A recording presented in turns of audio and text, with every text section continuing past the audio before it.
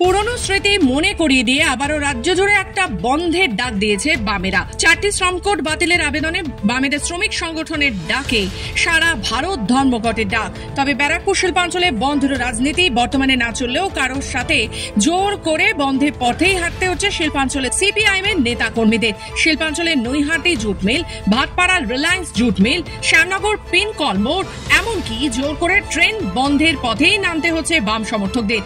তবে সব জায়গাতে রীতিমতো বাধার মুখে পড়েছেন শাসক দল তৃণমূলের। জোর করে মিলগেট বন্ধ করতে গেলে তৃণমূল কর্মী সমর্থকদের সাথে বাম কর্মী সমর্থকদের তর্কাতর্কি বেঁধে যায়। বুধবার 7 সকালে ধর্মঘটের সমর্থনে শ্যামনগর 22 নম্বর রেলগেট কিছুক্ষণ অবরোধ করার চেষ্টা করা হয়। তারপরে শ্যামনগর পিনকল মোড় অবরোধ করতে গেলে স্থানীয় নোয়াপাড়া থানা পুলিশ এসে অবরোধ উঠিয়ে দেয়। শিল্পাঞ্চলের একাধিক মিলে বন্ধের প্রভাব পড়েনি, যান চলাচল রয়েছে সচল। সিপিআইএম এর নেত্রী গার্গী চট্টোপাধ্যায় জানান, মিল কারখানা সব বন্ধ, শ্রমিকেরা কাজে যোগ দেয়নি, মানুষ বন্ধের সমর্থনে। এবং এই যে লেবার কোড, শ্রমিক বিরোধী লেবার কোড, এই কোড বাতিল করতে হবে। রেল বেচছে, ব্যাংক বেচছে, বিমা বেচে দিচ্ছে, বেসরকারিকরণ বন্ধ করতে হবে।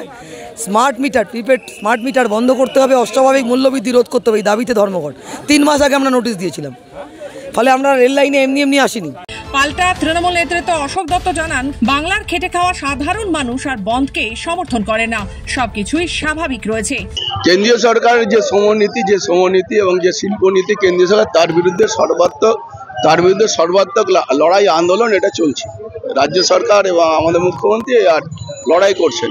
কিন্তু আমাদের বক্তব্য যে সিপিএম যে বন্ধ ডেকেছে এবং কংগ্রেস যে বন্ধ ডেকেছে সেটা সম্পূর্ণ মেকি, সেটা অগণতান্ত্রিক, সেটা শ্রমিক বিরোধী বন্ধ।